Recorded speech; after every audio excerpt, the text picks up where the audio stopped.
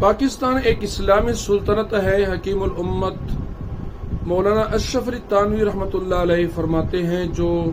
مفتی محمد شفیع صاحب رحمۃ اللہ علیہ کے شیخ ہیں، کہ اسلامی سلطنت کی تعریف یہ ہے کہ وہاں کا بادشاہ یعنی سربراہ مملکت مسلمان ہو اور اسلامی قانون جاری کرنے کی قدرت رکھتا ہو، پھر وہ اپنی بشری اور ایمانی کمزوری سے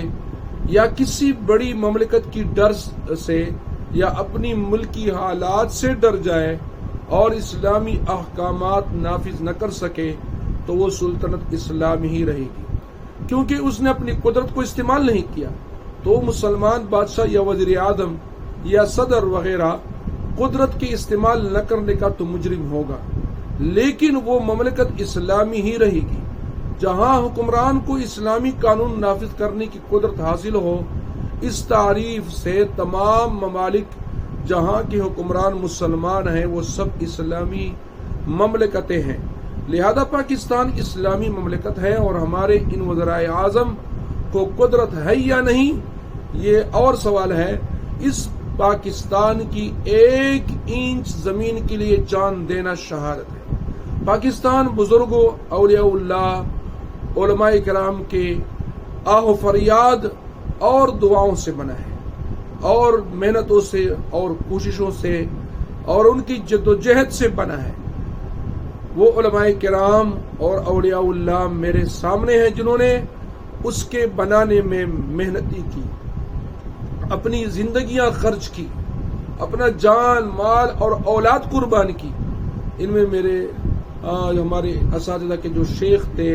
شاہ عبد الغنی صاحب رحمۃ اللہ علیہ بھی ہیں، لہذا اللہ تعالیٰ اس سلطنت کی حفاظت فرمائے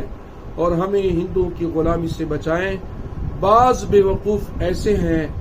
نادان مسلمان ہی کہیں، جو کہتے ہیں کہ اس سے تو اچھا ہے اس وطن کو ہندو لے لے، انگریز آئیں،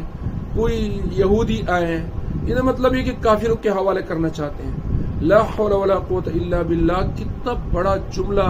یہ اپنی نادانی اور بے وقوفی کی وجہ سے کہہ رہے ہیں۔ خدا ان کو توبہ کی توفیق نصیب کرے اور انہیں معاف کر دے، ورنہ یہ بہت خطرناک جملہ ہے جو اس اسلامی مملکت کو، جس کے لیے علماء کرام نے قربانیاں دی ہیں، مسلمانوں نے قربانیاں دی ہیں، مسلمان خواتین نے قربانیاں دی ہیں، لاکھوں مسلمان اس ملک کے حاصل کرنے کے لیے کٹ مرے ہیں، اور آپ اتنی آسانی سے یہ کہتے ہیں کہ یہ کافروں کے تحویل میں اور اس کی قبضے میں چلا جائیں۔ لہذا ایسے جملے نہ کہیں، یہ بہت بڑے خطرناک جملے ہیں۔ اللہ تعالی ہمیں اس ملک کی چپے چپے اور انچ انچ کی حفاظت کرنا نصیب فرمائے۔ پاکستان پائندہ باد۔